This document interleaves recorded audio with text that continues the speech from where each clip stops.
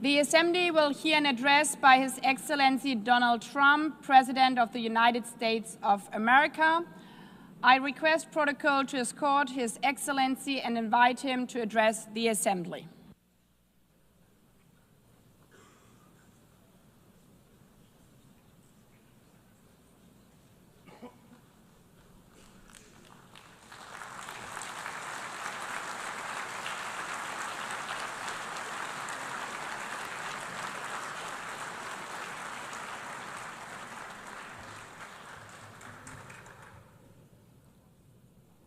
Thank you very much. Very much appreciated.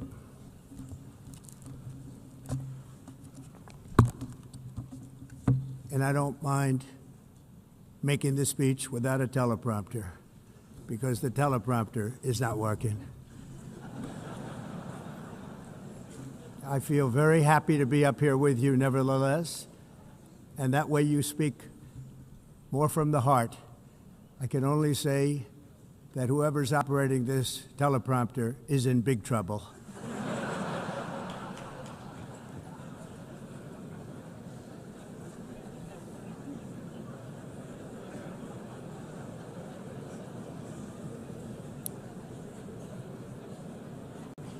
Hello, Madam First Lady. Thank you very much for being here. And Madam President, Mr. Secretary General, First Lady of the United States, distinguished delegates, ambassadors, and world leaders. 6 years have passed since I last stood in this grand hall and addressed a world that was prosperous and at peace in my first term. Since that day, the guns of war have shattered the peace I forged on 2 continents. An era of calm and stability gave way to one of the great crises of our time. And here in the United States, 4 years of weakness, lawlessness, and radicalism under the last administration delivered our nation into a repeated set of disasters.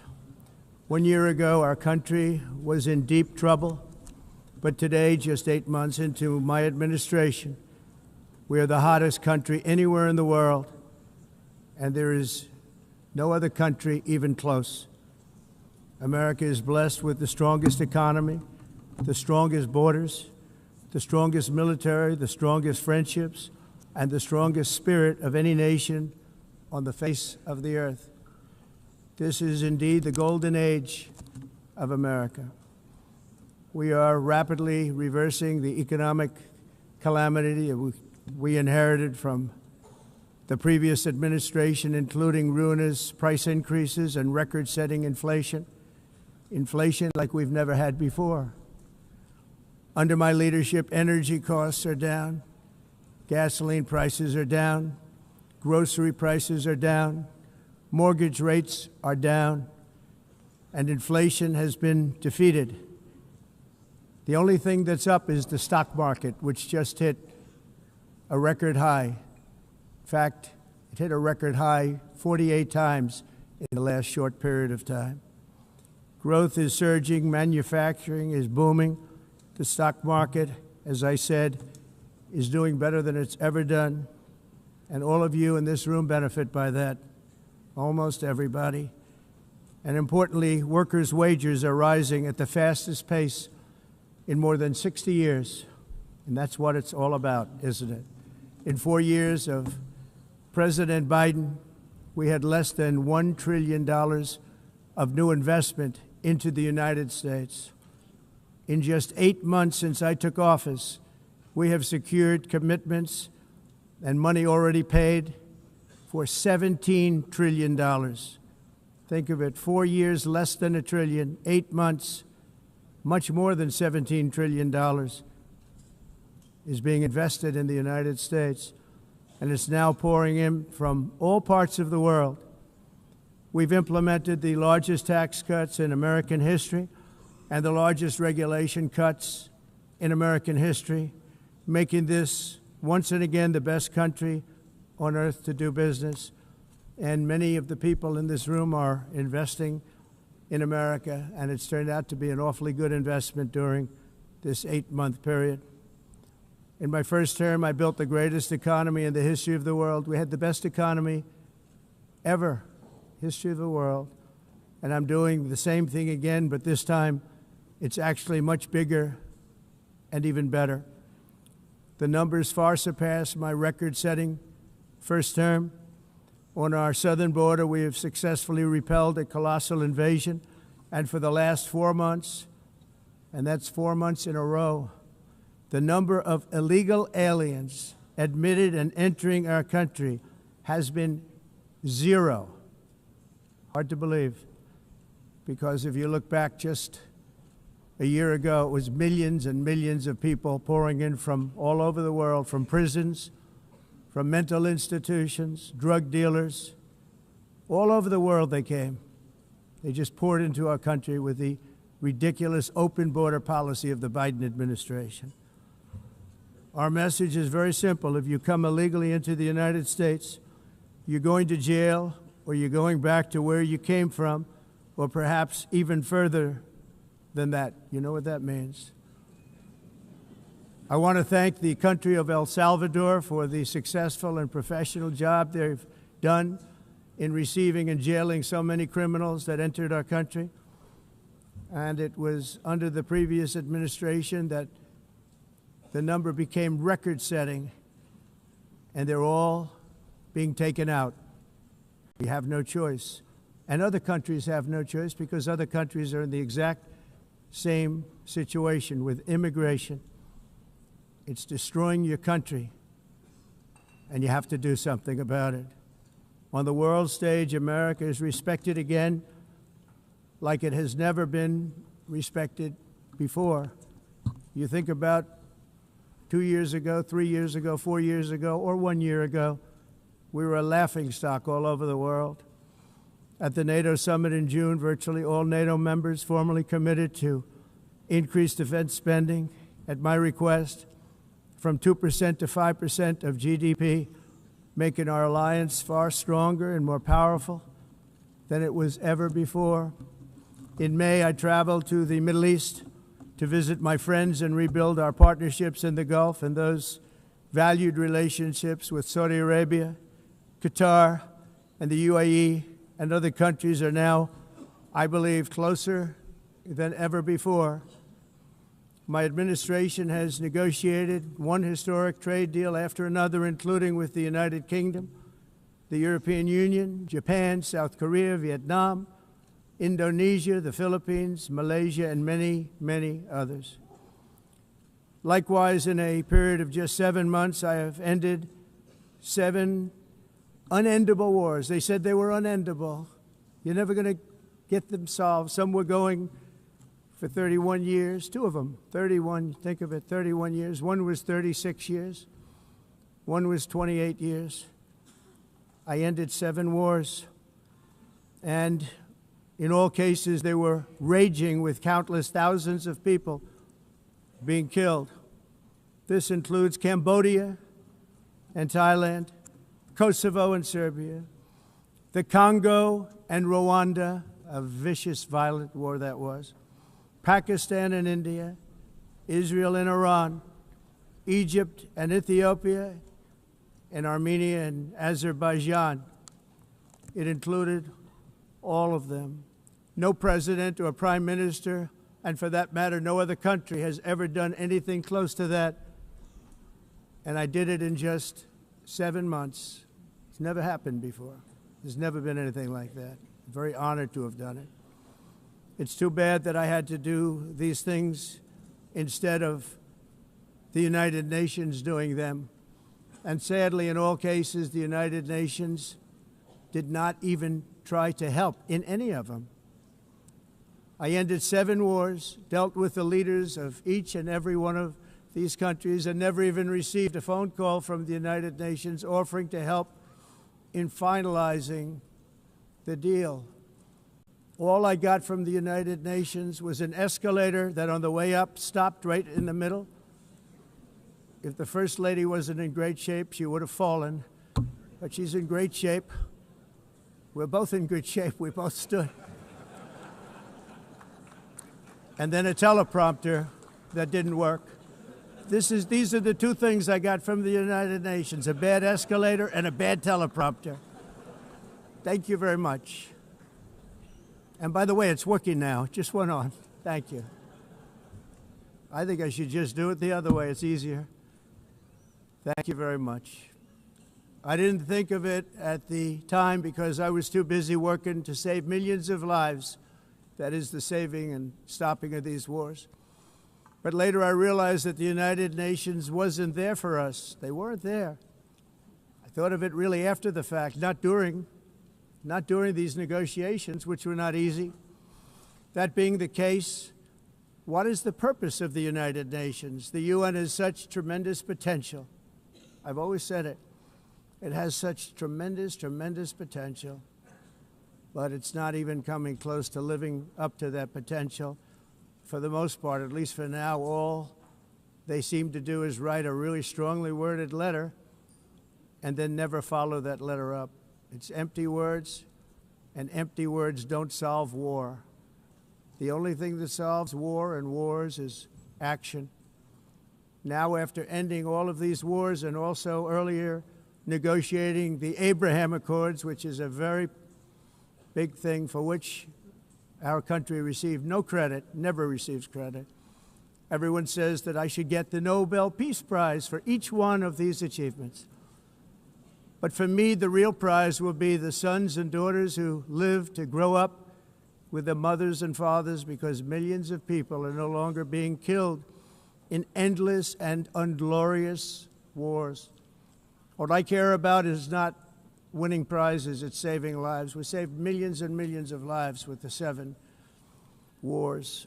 And we have others that we're working on, and you know that.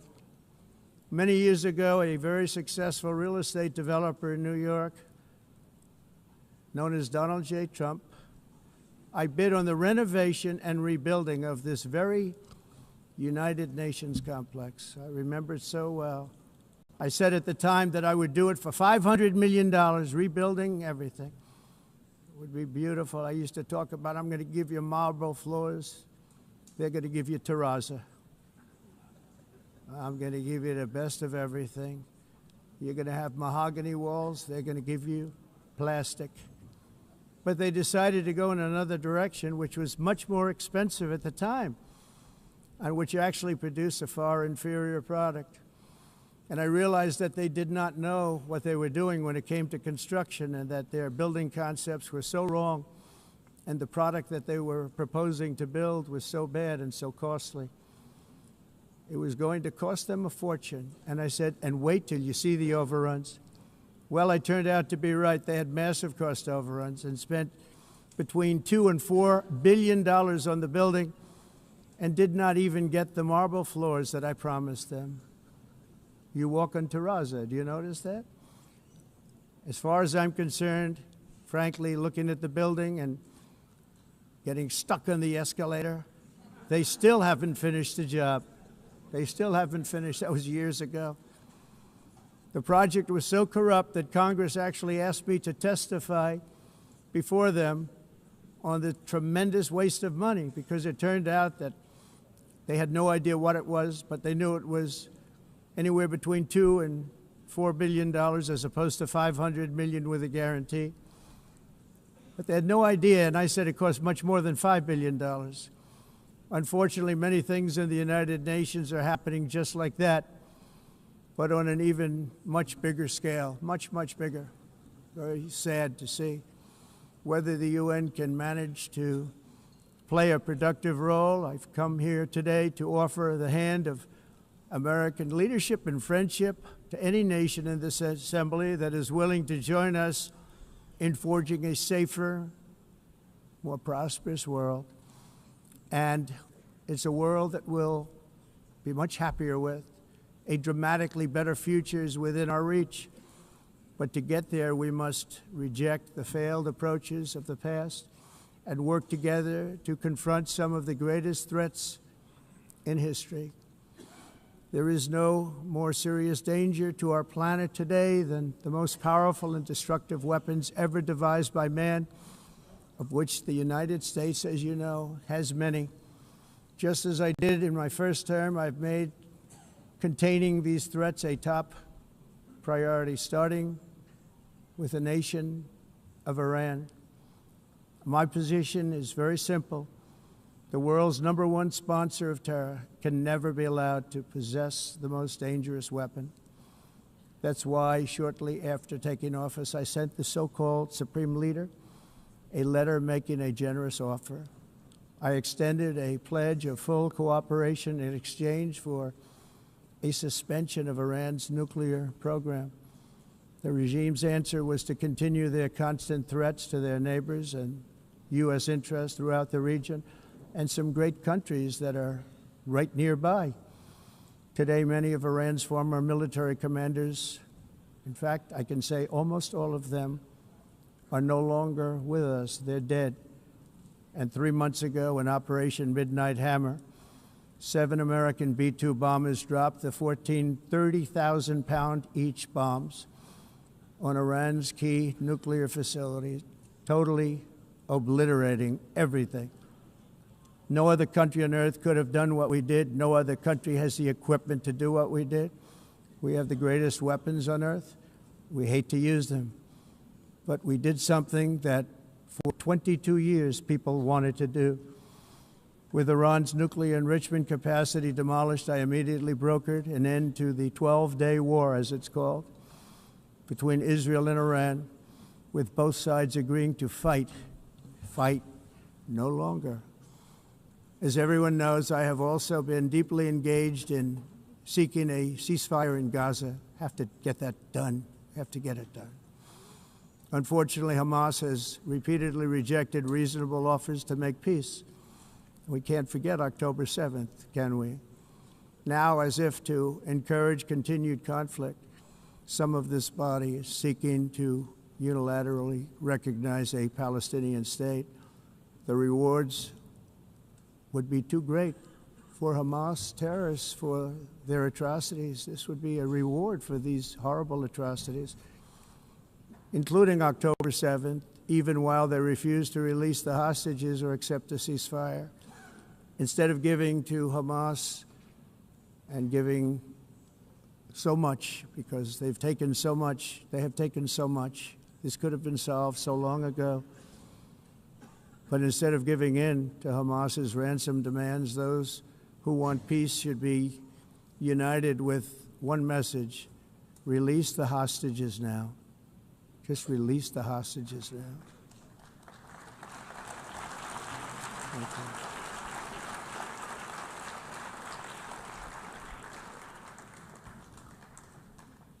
Thank you. As we have got to come together, and we will come together, got to get it done. We have to stop the war in Gaza immediately. We have to stop it. We have to get it done. We have to negotiate, immediately have to negotiate peace. We got to get the hostages back. We want all 20 back. We don't want 2 and 4. As you know, I got, along with Steve Witkoff and others that helped us, Marco Rubio, we got most of them back. We were involved in all of them. But I always said the last 20 are going to be the hardest, and that's exactly what happened. We have to get them back now. We don't want to get back 2, and then another 2, and then 1, and then 3, have this process. No, we want them all back, and we want the actually 38 dead bodies back, too. Those parents came to me, and they want them back, and they want them back very quickly and very badly, as though they were alive. They want them. They want them every bit as much as if their son or daughter were alive. I've also been working relentlessly, stopping the killing in Ukraine. I thought that would be, of the 7 wars that I stopped, I thought that would be the easiest because of my relationship with President Putin, which had always been a good one. I thought that was going to be the easiest one. But you know, in war, you never know what's going to happen. There are always lots of surprises, both good and bad. Everyone thought Russia would win this war in 3 days. But it didn't work out that way. It was supposed to be just a quick little skirmish. It's not making Russia look good. It's making them look bad. No matter what happens from here on out, this was something that should have taken a matter of days, certainly less than a week.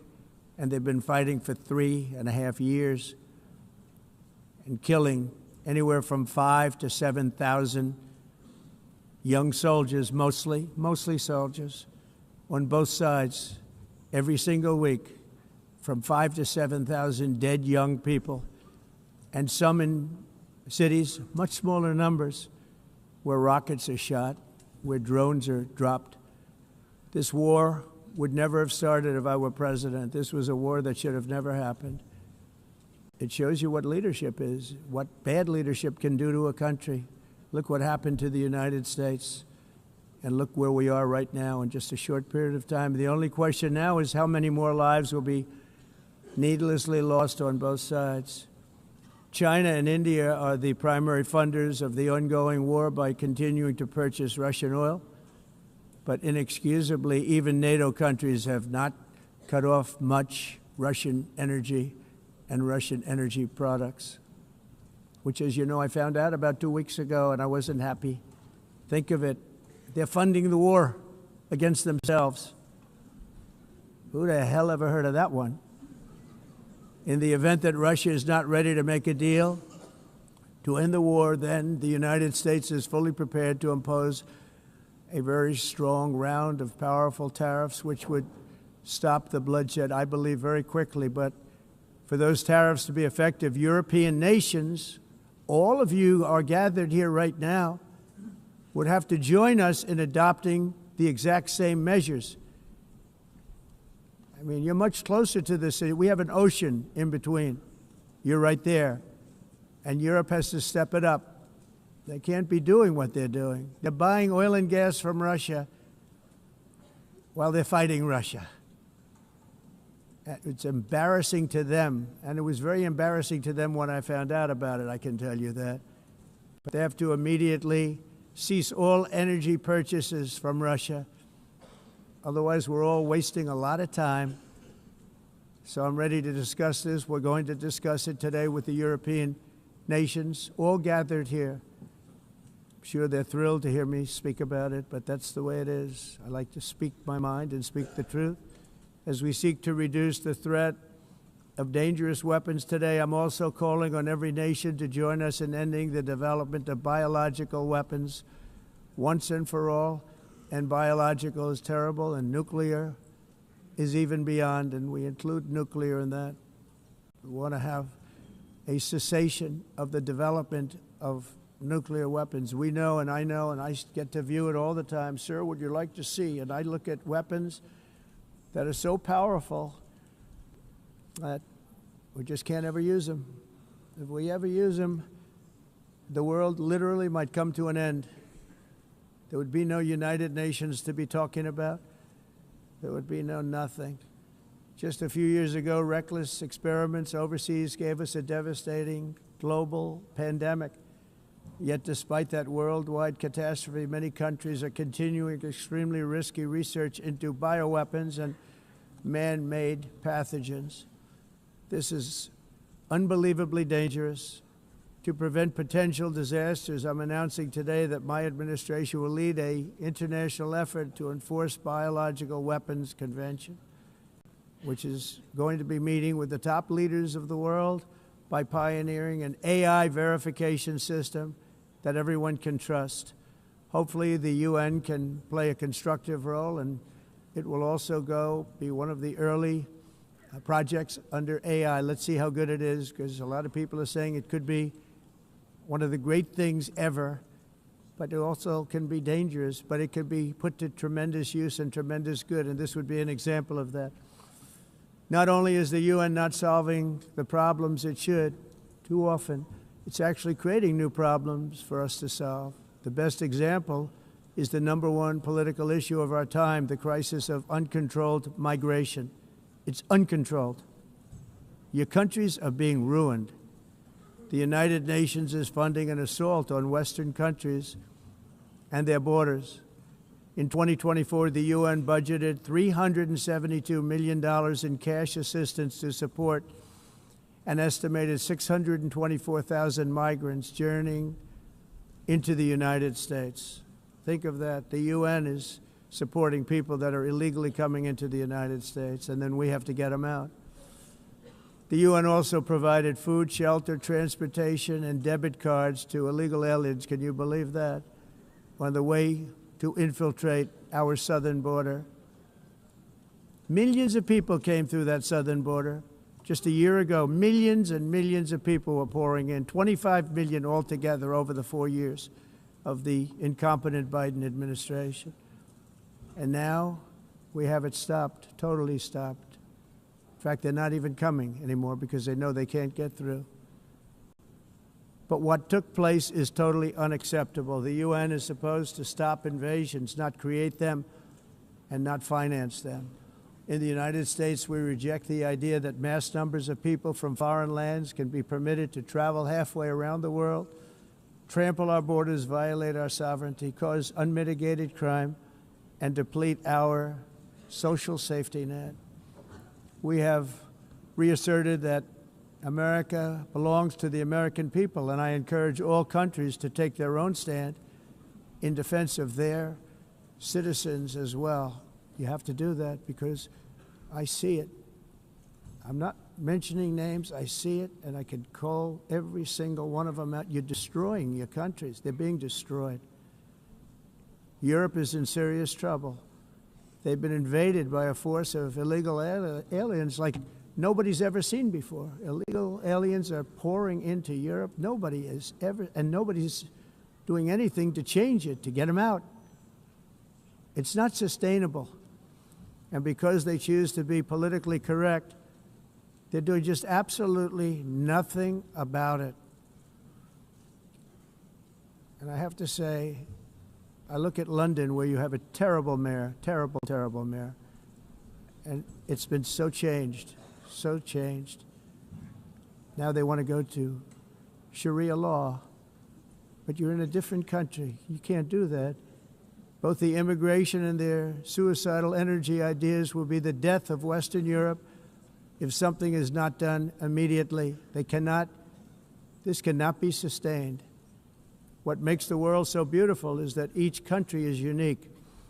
But to stay this way, every sovereign nation must have the right to control their own borders. You have the right to control your borders, as we do now, and to limit the sheer numbers of migrants entering their countries and paid for by the people of that nation that were there and that built that particular nation at the time.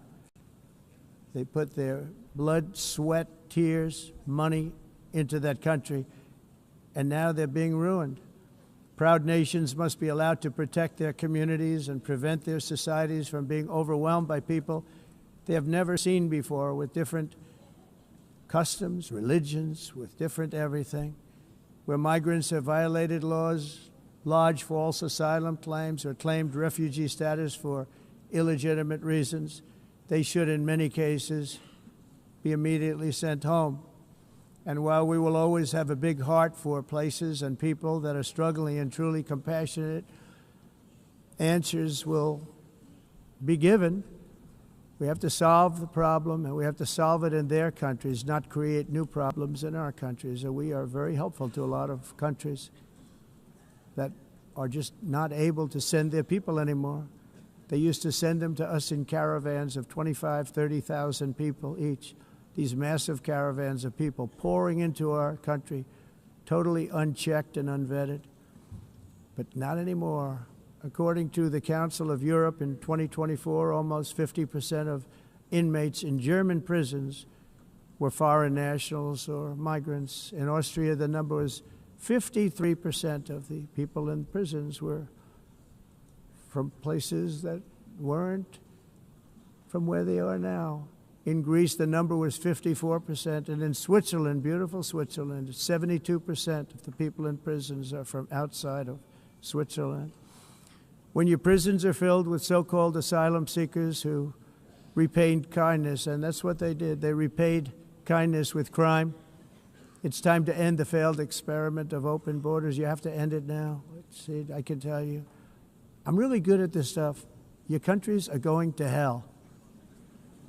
In America, we've taken bold action to swiftly shut down uncontrolled migration. Once we started detaining and deporting everyone who crossed the border, and removing illegal aliens from the United States, they simply stopped coming. They're not coming anymore. We're getting a lot of credit, but they're not coming anymore. This was a humanitarian act for all involved, because on the trips up, thousands of people a week were dying. Women were being raped. Nobody's ever seen anything like it. Raped, horribly beaten, raped. On the trip up, the journey up, it was a long walk. It was a long, arduous journey, indeed. And it was also a historic victory against human trafficking throughout the region. What we did was a victory, and we saved so many lives of people that wouldn't make the journey. That journey was loaded up with death. Loaded up with death. Dead bodies all along the roads of jungles to get up. They go through jungles, they go through areas so hot you couldn't breathe. They were dying of suffocation, areas so hot that you couldn't breathe. Dead bodies all over. By them not coming, we're saving tremendous numbers of lives. My people have done a fantastic job in doing what they did, and the American public agrees with it. I mean, I was very proud to see this morning I have the highest poll numbers I've ever had. Part of it is because of what we've done on the border. I guess the other part is what we've done on the economy. Joe Biden's policies empowered murderous gangs, human smugglers, child traffickers, drug cartels, and prisoners from all over the world. The previous administration also lost nearly 300,000 children. Think of that. They lost more than 300,000 children, little children, who were trafficked into the United States on the Biden watch, many of whom have been raped, exploited, and abused, and sold. Sold. Nobody talks about that. The fake news doesn't write about it. With many others, young children who are missing or dead. And we found a lot of these children, and we're sending them back, and we've been sending them back to their parents. They said, nobody knows who they are. They said, where do you come from? And they'll give us a country, and we'll find out, and we'll figure it out, and we'll bring them back to their homes. And the mother and father rush to the door, and their tears in their eyes. They can't believe that they're seeing their son or daughter, their little son or daughter again. We've done almost 30,000 of them so far. Any system that results in the mass trafficking of children is inherently evil. Yet that is exactly what the globalist migration agenda has done, and it's what it's all about. In America, those days, as you know, are over. The Trump administration is working, and we are continuing to work to track down the villains that are causing this problem, and also, as I said, to get back the 30,000 we've already returned. Now I think we're going to have another. We're going to find a lot. You're not going to find all of them. 300, more than 300,000. They're lost or they're dead. They're lost or they're dead because of the animals that did this. To protect our citizens, I've also designated multiple savage drug cartels as far as and you see this, and you see it happening right before your eyes. Let's put it this way. People don't like taking big loads of drugs in boats anymore. There aren't too many boats that are traveling on the seas by Venezuela. They tend not to want to travel very quickly anymore. And we've virtually stopped drugs coming into our country by sea. We call them the water drugs. They kill hundreds of thousands of people. I've also designated multiple savage drug cartels as far as foreign terrorist organizations, along with two bloodthirsty transnational gangs, probably the worst gangs anywhere in the world, MS-13 and Tren de Aragua. Tren de Aragua is from Venezuela, by the way. Such organizations torture, maim, mutilate, and murder with impunity. They're the enemies of all humanity. And for this reason, we've recently begun using the supreme power of the United States military to destroy Venezuelan terrorists and trafficking networks led by Nicolas Maduro. To every terrorist thug smuggling poisonous drugs into the United States of America, please be warned that we will blow you out of existence. That's what we're doing. We have no choice. Can't let it happen. They're destroying I believe we lost 300,000 people last year to drugs, 300,000. Fentanyl and other drugs. Each boat that we sink carries drugs that would kill more than 25,000 Americans. We will not let that happen. Energy is another area where the United States is now thriving like never before. We're getting rid of the falsely named renewables. By the way, they're a joke. They don't work. They're too expensive. They're not strong enough to fire up the plants that you need to make your country great. The wind doesn't blow. Those big windmills are so pathetic and so bad, so expensive to operate. And they have to be rebuilt all the time, and they start to rust and rot. Most expensive energy ever conceived, and it's actually energy. You're supposed to make money with energy, not lose money. You lose money, the governments have to subsidize. You can't put them out without massive subsidies. And most of them are built in China, and I give China a lot of credit. They build them, but they have very few wind farms. So why is it that they build them and they send them all over the world, but they barely use them? You know what they use? Coal. They use gas. They use almost anything, but they don't like wind. But they sure as hell like selling the windmills.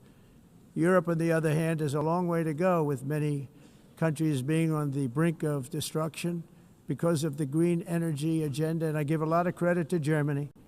Germany was being led down a very sick path, both on immigration, by the way, and on energy. They were going green, and they were going bankrupt. And the new leadership came in, and they went back to where they were, with fossil fuel and with nuclear, which is good. It's now safe, and you can do it properly. But they went back to where they were, and they opened up a lot of different plants, energy-producing plants, and they're doing well. I give Germany a lot of credit for that. They've said this is a disaster, what's happening.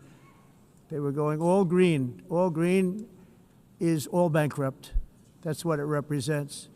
And it's not politically correct. I'll be very badly criticized for saying it, but I'm here to tell the truth. I don't care. It doesn't matter to me. I'm in New York City. I'm feeling a lot safer. Crime, we're getting crime down. And by the way, speaking of crime, Washington, D.C. Washington, D.C. was the crime capital of America. Now it's after 12 days, it's a totally safe city. Everyone's going out to dinner. They're going out to restaurants. Your wife can walk down the middle of the street with or without you. Nothing's going to happen. My people have done a fantastic job. And yes, I called in the National Guard, and the National Guard took care of business. And they weren't politically correct, but they took care of business. We got 1,700 career criminals out, brought them back to where they came from, the countries where they came from, or put them in jails. Washington, D.C. is now a totally safe city again, and I welcome you to come. In fact, we'll have dinner together at a local restaurant, and we'll be able to walk. We don't have to go by an armor-plated vehicle. We'll walk right over there from the White House.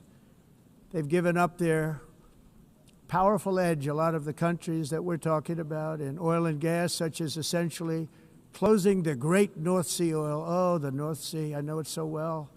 Aberdeen was the oil capital of Europe, and there's tremendous oil that hasn't been found in the North Sea. Tremendous oil. And I was with the Prime Minister I respect and like a lot, and I said, you're sitting with the greatest asset. They essentially closed it by making it so highly taxed that no developer, no oil company can go there. They have tremendous oil left, and more importantly, they have tremendous oil that hasn't even been found yet. And what a tremendous asset for the United Kingdom. And I hope the Prime Minister is listening, because I told it to him 3 days in a row. That's all he heard. North Sea oil, North Sea, because I want to see them do well. I want to stop seeing them ruining that beautiful Scottish and English countryside with windmills and massive solar panels that go 7 miles by 7 miles, taking away farmland. But we're not letting this happen in America. In 1982, the executive director of the United Nations Environmental Program predicted that by the year 2000, climate change would cause a global catastrophe. He said that it will be irreversible, as any nuclear holocaust would be. This is what they said at the United Nations. What happened? Here we are. Another UN official stated in 1989 that within a decade, entire nations could be wiped off the map by global warming. Not happening. You know, it used to be global cooling. If you look back years ago in the 1920s and the 1930s, they said, global cooling will kill the world. We have to do something.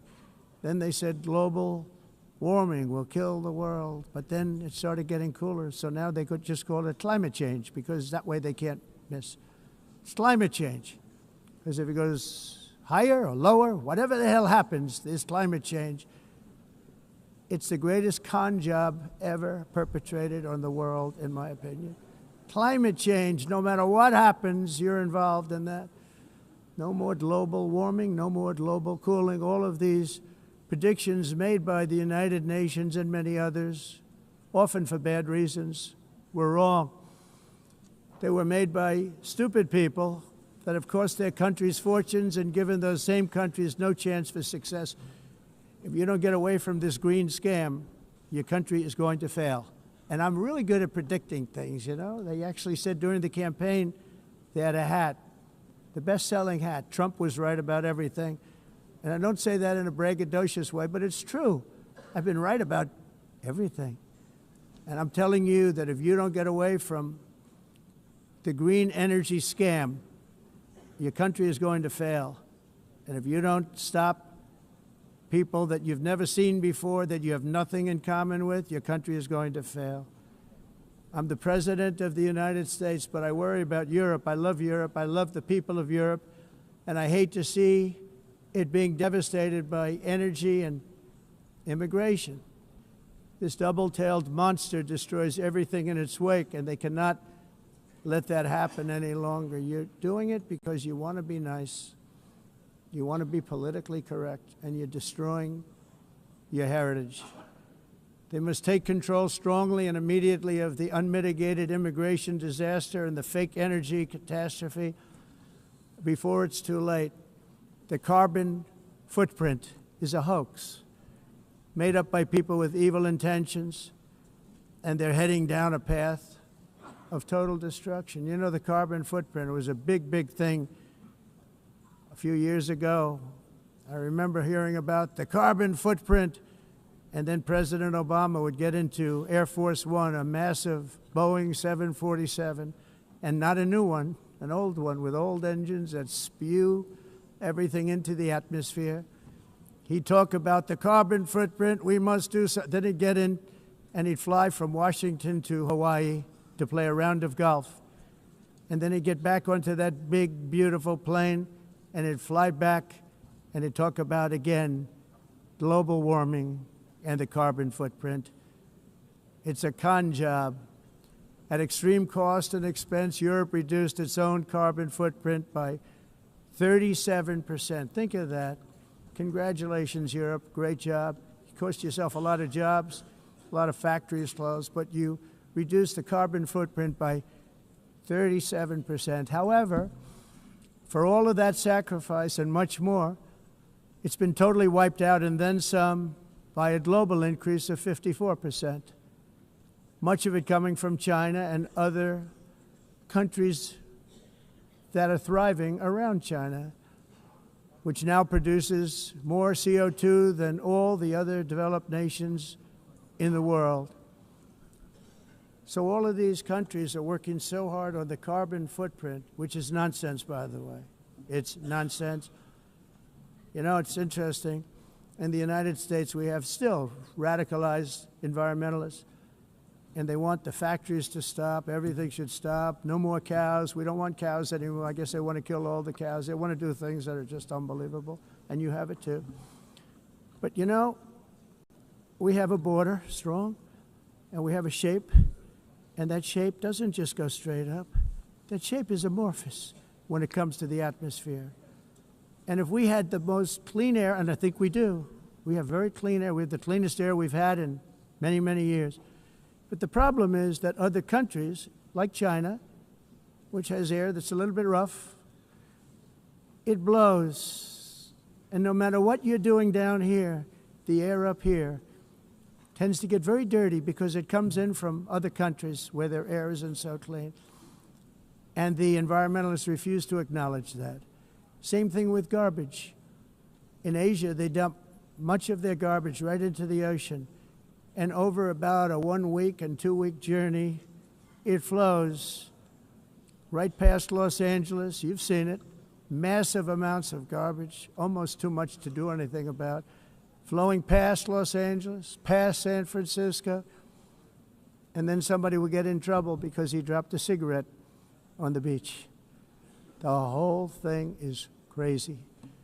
The primary effect of these brutal green energy policies has not been to help the environment, but to redistribute manufacturing and industrial activity from developed countries that follow the insane rules that are put down to polluting countries that break the rules and are making a fortune. They're making a fortune. European electricity bills are now 4 to 5 times more expensive than those in China and 2 to 3 times higher than the United States. And our bills are coming way down. You probably see that our gasoline prices are way down. You know, we have an expression, drill, baby, drill, and that's what we're doing. We're going to be much lower in a year from now. But they've come way down over the last year. As a result, every air conditioner is like very uncommon to see one in some of these countries because the electric costs are so high. So while the U.S. has approximately 1,300 heat-related deaths annually, that's a lot, Europe loses more than 175,000 people to heat deaths each year because the costs are so expensive you can't turn on an air conditioner. What is that all about? That's not Europe. That's not the Europe that I love and know. All in the name of pretending to stop the global warming hoax. The entire globalist concept of asking successful industrialized nations to inflict pain on themselves and radically disrupt their entire societies must be rejected completely and totally, and it must be immediate. That's why in America I withdrew from the fake Paris Climate Accord, where, by the way, America was paying so much more than every country. Others weren't paying. China didn't have to pay until 2030. Russia was given an old standard that was easy to meet, a 1990 standard. But for the United States, we're supposed to pay like $1 trillion. And I said, this is another scam. The fact is, the United States has been taken advantage of by the world for many, many years, but not any longer, as you probably noticed.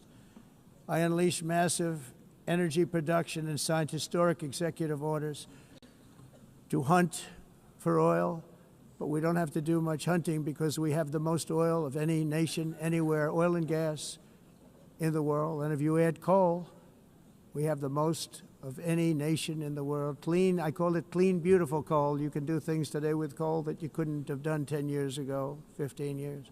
So I have a little standing order in the White House. Never use the word coal, only use the words clean, beautiful coal. Sounds much better, doesn't it? But we stand ready to provide any country with abundant, affordable energy supplies if you need them, when most of you do. We're proudly exporting energy all over the world. We're now the largest exporter.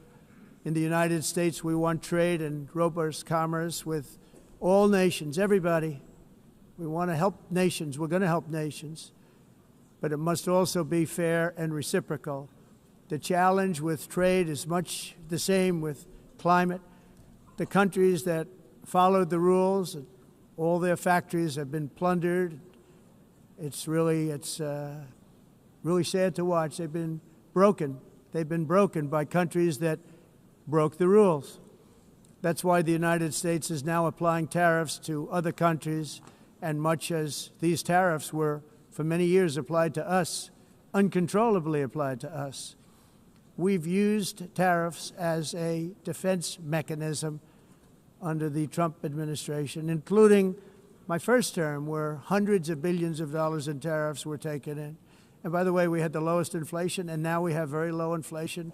The only thing different is that we have hundreds of billions of dollars flowing into our country. But this is how we will ensure that the system works for everyone and is sustainable into the future. We're also using tariffs to defend our sovereignty and security throughout the world, including against nations that have taken advantage of former U.S. administrations for decades, including the most corrupt, incompetent administration in history, the sleepy Joe Biden administration. Brazil now faces major tariffs in response to its unprecedented efforts to interfere in the rights and freedoms of our American citizens and others, with censorship, repression, weaponization, judicial corruption, and targeting of political critics in the United States. I have a little problem saying this because I must tell you, I was walking in and the leader of Brazil was walking out. We saw him and I saw him, he saw me, and we embraced. And then I'm saying, can you believe I'm going to be saying this in just 2 minutes? But we actually agreed that we would meet next week. We didn't have much time to talk, like about 20 seconds. They were in retrospect, I'm glad I waited because this thing didn't work out too well. But we did talk, we had a good talk, and we agreed to meet next week, if that's of interest. But he seemed like a very nice man, actually. He liked me, I liked him. But if you, and I only do business with people I like. When I don't like them, I don't like them. But we had, at least for about 39 seconds, we had excellent chemistry. It's a good sign. But also in the past, Brazil, can you believe this, unfairly tariffed our nation, but now because of our tariffs, we are hitting them back, and we're hitting them back very hard. As president, I will always defend our national sovereignty and the rights of American citizens. So I'm very sorry to say this, that Brazil is doing poorly and will continue to do poorly. They can only do well when they're working with us. Without us, they will fail, just as others have failed. It's true. Next year, the United States will celebrate the 250th anniversary of our glorious independence, a testament to enduring power and American freedom and spirit. We will also be proudly hosting the 2026 FIFA World Cup, and shortly thereafter, the 2028 Olympics, which is going to be very exciting. I hope you all come. I hope that countless people from all over the globe will take part of these will be great celebrations of liberty and human achievement, and that together we all can rejoice in the miracles of history that began in July 4th, 1776, when we founded the light to all nations. And it's something really that an amazing thing came out of that date. It's called the United States of America. In honor of this momentous anniversary, I hope that all countries who find inspiration in our example will join us in renewing our commitment, values, and those values really that we hold so dear. Together, let us defend free speech and free expression. Let us protect religious liberty, including for the most persecuted religion on the planet today. It's called Christianity. And let us safeguard our sovereignty and cherish qualities that have made each of our nations so special, incredible, and extraordinary. In closing, I just want to repeat that immigration and the high cost of so-called green renewable energy is destroying a large part of the free world and a large part of our planet. Countries that cherish freedom are fading fast because of their policies on these two subjects. You need strong borders and traditional energy sources if you are going to be great again. Whether you have come from north or south, east or west, near or far, every leader in this beautiful hall today represents a rich culture, a noble history, and a proud heritage that makes each nation majestic and unique, unlike anything else in human history or any other place on the face of the earth.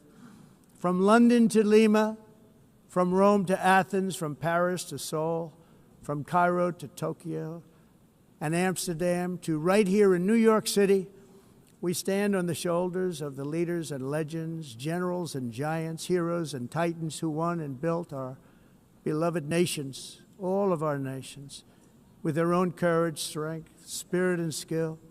Our ancestors climbed mountains, conquered oceans, crossed deserts, and trekked over wide open plains. They charged into thunderous battles, plunged into grave dangers, and they were soldiers and farmers and workers and warriors and explorers and patriots. They built towns into cities, tribes into kingdoms, ideas into industries, and small islands into mighty empires. You're a part of all of that. They were champions for their people who never gave up and who never, ever gave in. Their values defined our national identities. Their visions forged our magnificent destiny. Everybody in this room is a part of it in your own way. Each of us inherits the deeds and the myths, the triumphs, the legacies of our own heroes and founders who so bravely showed us the way.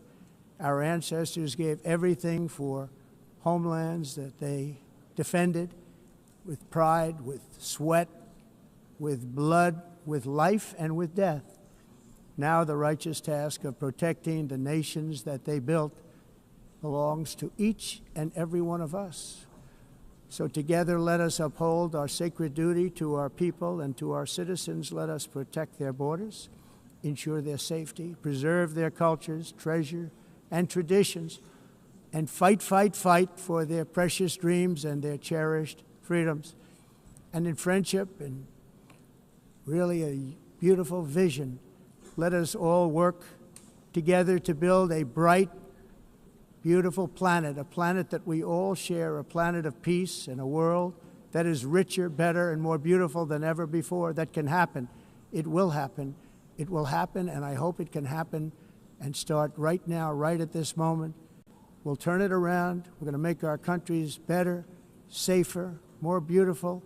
We're going to take care of our people. Thank you very much. It's been an honor. God bless the nations of the world. Thank you very much. Bye.